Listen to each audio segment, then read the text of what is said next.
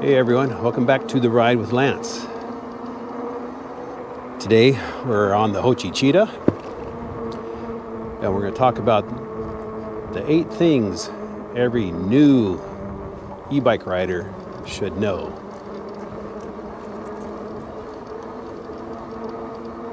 Starting with number 1. If you're buying your bike online and you're going to put it together yourself,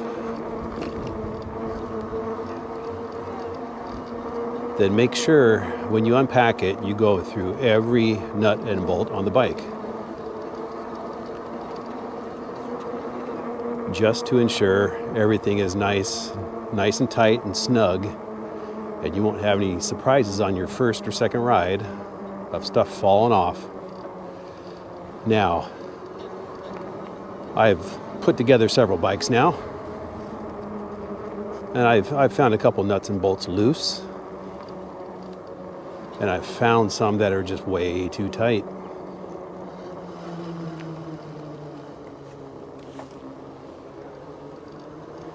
But it's definitely something you want to look for when you're in the installation process. When you have it out and you're putting the bike together, you might as well just go through every nut and bolt just to double check and make sure. Give yourself a little peace of mind. All right, and number 2, check your tire pressure. Usually when these things are shipped, they only have about 5 psi in the tires, just enough to keep them on the rims. Hi.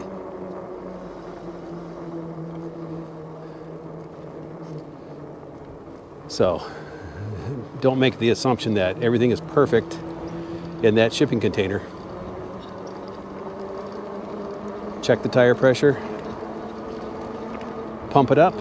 I generally run mine at 20 psi for a pavement and street like this.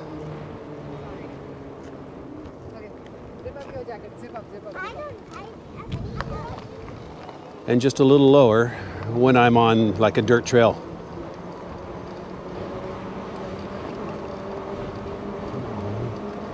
But yes, I made that mistake when I first got my my very first bike. I put it all together, I was excited. It was nighttime. And I didn't even think about the tire pressure. To me, it looked like, yeah, everything was fine. So I went ahead, put it together, took it out on the first ride and nearly crashed. Because I went around a turn, a sharp turn,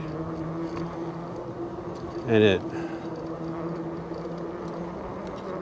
felt like my tires were just going to slide out from underneath me. They're probably pretty close to coming off the rim. So, double check that tire pressure. Make sure they're at a good PSI for you. Okay, and number 3. Check your brakes before that first outing. And it doesn't matter if you have mechanical brakes or hydraulic brakes. You want to make sure that if you got hydraulic brakes, your brakes aren't mushy. Your lever isn't going all the way to the grip. Because if they are, then you're going to have to do some bleeding the brakes and maybe even adding some brake oil or some mineral oil. And if you have mechanical brakes or mechanical disc brakes, that means you have a cable running down to the brake to mechanically stop you. So you just want to make sure that everything good is there. You just may have to make a few adjustments on the cable, tighten it up, because you definitely want to make sure you can stop. These are big and heavy bikes. All right, number 4. And this is for you new riders who have never ridden one of these before. When you get on it, start in PAS 1. You don't want any surprises. Especially if you've gotten a bike with a large battery, puts a lot of amps out. If you start in PAS like 3 or 5, 3, 4 or 5, you may be in for kind of a rude awakening, because that bike just may take right off on you. And you don't want to experience that your first ride. It may, because you may not be ready for it. And it could make you crash if you're in a turn or something, or it just startles you enough. So start in PAS 1. Nice straight road somewhere where you got kind of wide open spaces to maneuver, and just test out every PAS level and see how your bike reacts when you start pedaling. Because if you've got a very strong motor with a big battery that's pushing a lot of power to the motor, and you start out in PAS 5 and you just start pedaling, and that thing just might just take right off on you. So start in PAS 1 until you learn your bike. Go through every PAS level and see how it reacts when you start pedaling. Okay, this next one I gotta go up here and do a practical exercise. I mean, I gotta get off the bike and show you, but that's making sure if you're out on the trail and you have to stop and do some work on your bike, to make sure you shut the power off. And I'll show you why. Let's come right over here. These picnic tables. We'll park right here, and I'll give you a good example why. Okay, so why do you want to turn the power off when you need to stop and work on your bike? Here's a simple reason why. I'm going to just tilt this up, but say your chain comes off and you're trying to put it back on, and you're doing it this way. You're doing it like this, and you're pushing on the pedals and you're trying to get it to go. You may activate the motor, spin that wheel, bike takes right off on you. So I'll show you what I mean. I'm just going to tilt it up so this is free spinning. Okay, so say I'm trying to put the chain on and I'm spinning the cranks, right? Well, it's going to start thinking that you're giving it power, you're riding it. And you go, and you see how it just takes off? And if you're doing that on the ground, it just may take right off on you. So be sure to turn the power off first before you work on anything that might activate that motor. All right, let's go to number 5. All right, number 5, the U-turn. Now, I've talked about this one before, but I'm going to talk about it again because it's something that new riders should be aware of. Say you're on a narrow bike path, and maybe it drops off on each side, but you think you're going to do a U-turn by pedaling it through.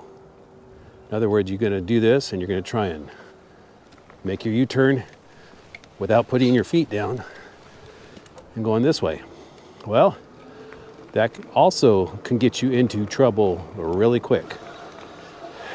Because if you have this in PAS 5, I'll put in PAS 5. I'll put it down in a lower gear. You see how quickly that takes off?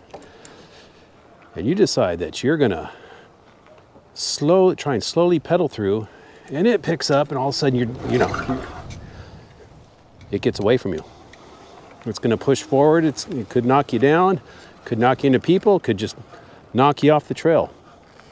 So what I recommend, until you get really good at riding this, is just to stop. Don't use the pedals, even turn it off if you have to, and just walk it through, or get off your bike and get it turned around.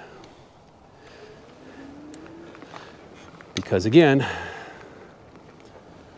when I first got mine, these are things that I discovered because I just wasn't thinking about it. Even if you're pedaling slow, especially on a cadence sensor bike, it's going to think you're pedaling, that you want power. And it's going to give you power when you least expect it and when you don't want it to have power.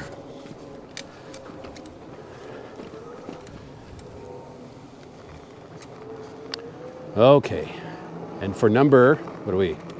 6. Chain maintenance. Make sure you purchase some chain lube. I use Muck Off. But you're going to want to keep your chain lubed. Now, I'm not saying every ride you got to make sure your chain is lubed before you ride. But if you wash your bike, if you ride your bike in the mud, in the rain, and that chain gets dirty, then you're going to want to clean it and lube it. And just after so many rides, you're just going to still want to just lube it.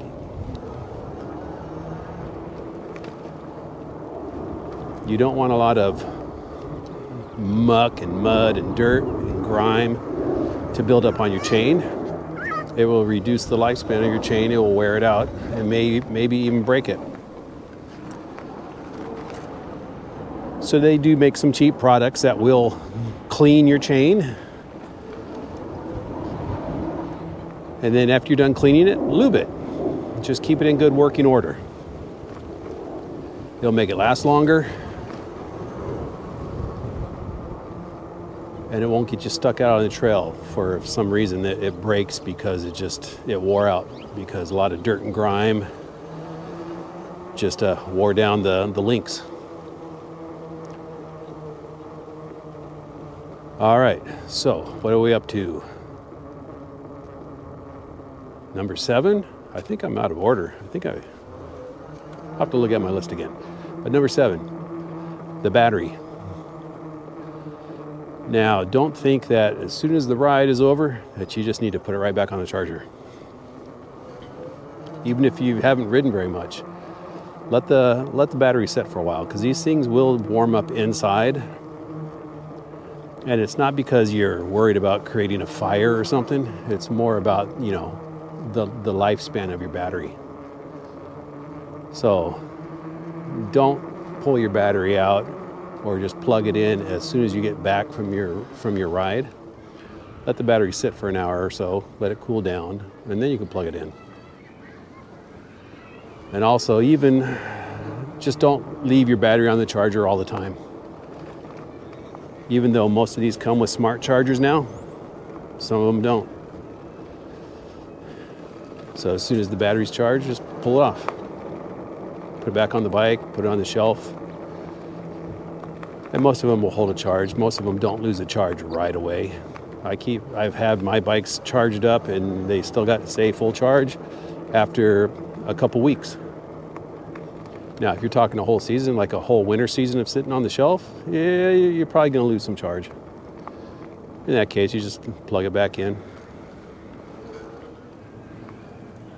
Oh, well, I hit all the topics. I must have numbered one twice or something. So anyways, I hope this helps you if you're a new rider.